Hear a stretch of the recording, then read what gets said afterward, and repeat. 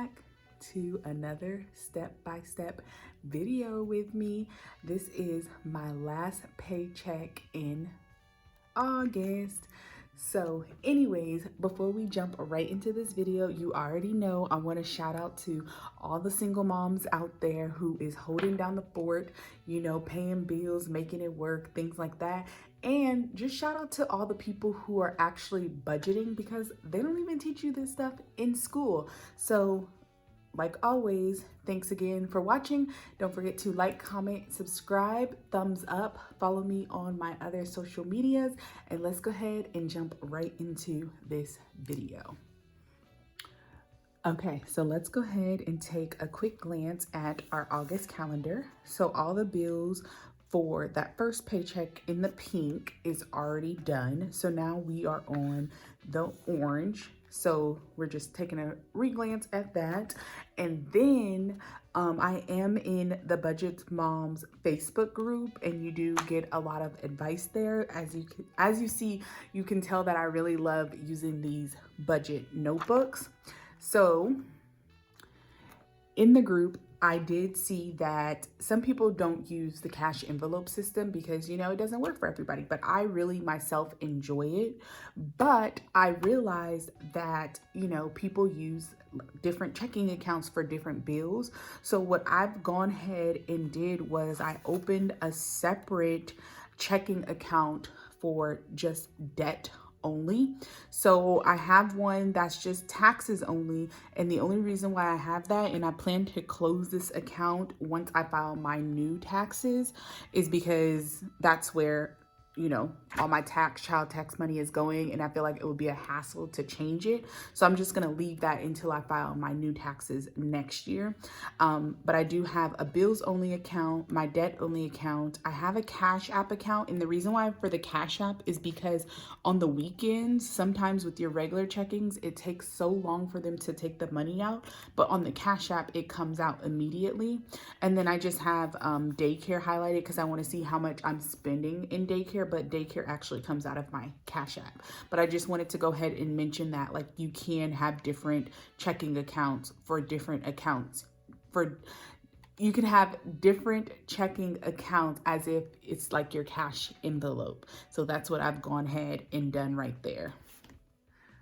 Okay, so I've actually gone ahead and started working on September budget. So we'll get there, you know, of course, in September, because what I found for myself that was a little bit confusing was I'm having, you know, I have my child support, my tax credit, then I have my EDD, and then I have payday. But what I was finding very confusing, if we were to flip back to our calendar, was, so for example, my payday for my check was the 20th, but then I get my child support, and then I'm paying from 15th through the 19th bills, and then that, you know, the 20th through the 31st bills.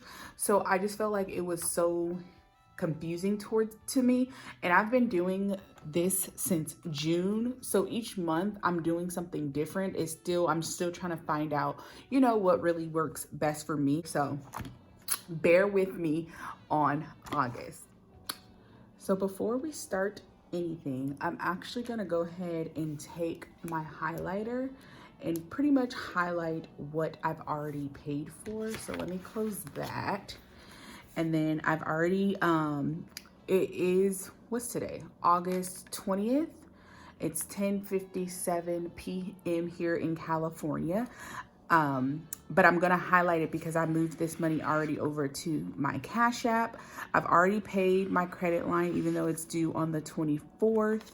I've paid my Navy Federal, even though it's due on the 28th, because I put all that money into my debt only account. And then I've also paid off, you guys, another debt, which was my Affirm. And I think I had got like some hair products with that. And then I paid off my phone bill. And then I did daycare for the 16th already. And then that's pretty much, and I'm just gonna go ahead and highlight these because I already got paid all of this. And then I have my photo shoot and tolls. So this actually plays a part, and I'm so glad, you know, that my best friend recommended that whatever I don't spend on gas to put towards car, because when you're moving state to state, it costs a pretty penny to switch over your tags. So in the state of California, it's gonna cost me like probably $2,000 just to switch my tags over. And at the moment, I kind of don't have that money. So I still have my tags in Virginia, but I can't renew them, which they're due in October, until I pay off the tolls, which is $289.25. And I believe my tags is like $50. So I'm saving that money to put towards the tolls so I can get another year of Virginia tags and then start really saving to switch them over from Virginia to California. I hope that was not too complicated. Okay, so for me, usually the second paycheck is more like tight of a budget because I save my rollover money for, you know, rent on the next month. So yeah, so I actually just got some more white tape because I be using it like crazy. I saw that the bills, some of the dates were duplicated. So this I'm not going to include. I just wrote it here as a reminder, like, hey, you need to pay for this stuff.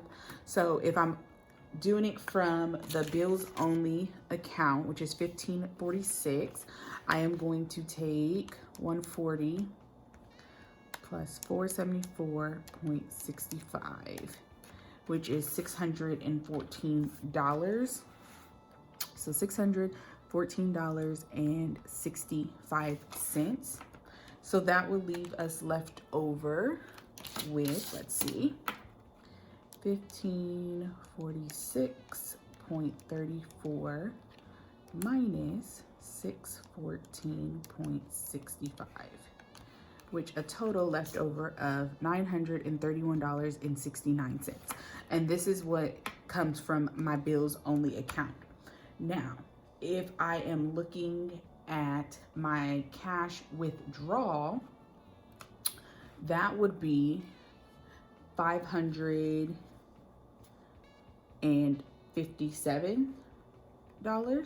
If we take our $557 and we're gonna put it on top with our leftovers, so $557. And of course, I've gone ahead, let me move that out the way. I've gone ahead and written everything down.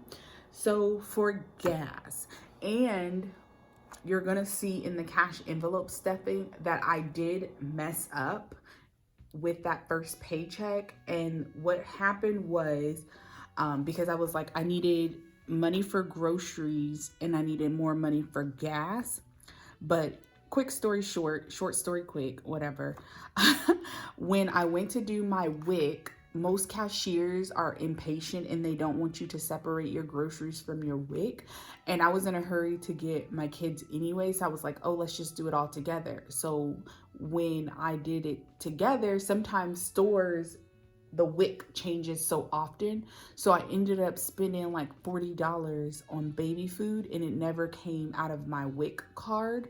So, and I thought, let me tell you, I actually thought about returning that stuff, but I was like, no, I'm not gonna do it. So my numbers did get kind of messed up where I had to go when I got paid again from the child support and tax credit and restuff my envelopes again. And I will show you guys that when I'm doing my cash envelope stuffing. Anyways, for cash stuffing right now for the paycheck of the 15th and the 20th, we are stuffing our envelopes $557. So for gas, we are going to do $150. And last time that wasn't even enough. And I think I was driving way too much. So I need to pump the brakes, slow down, and not be doing all over California. For for groceries, I'm going to put $100. And then for beauty, I put $50, and that's only because I need some more hair products. For Julius, I did $40. And then for Journey, I did $50 because I'm back to buying her organic formula because she had an allergic reaction to the Similac where her bottom was raw. So I'm like, I'm not gonna mess around with the formula anymore because I literally just took a whole week off just to get her bottom back together. So September, I'm definitely gonna be hurting for money, but hey, I'm gonna make it work. Anyways, let's go ahead and calculate.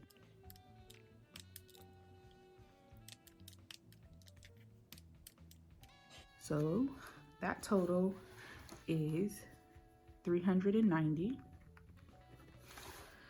So if we take 557 and minus 390, it's gonna give us a total of $167. So we're bringing our 167 down to our sinking funds. And then for holidays, I put 5.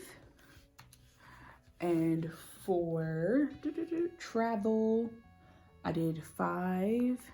For my birthday, I usually do 200, but I have to see how much my rent is gonna be because I never know, especially since water, trash, and sewage is always counted in. So I rather be safe than sorry. And then if I need to in September, of course, I would just add a little extra more money. And then for Disney World, we're doing 65. And as you can see, compared to the last time, you know, we stuffed envelopes, it is a lot less. And that's just because I need a lot of my rollover money for September 1st rent.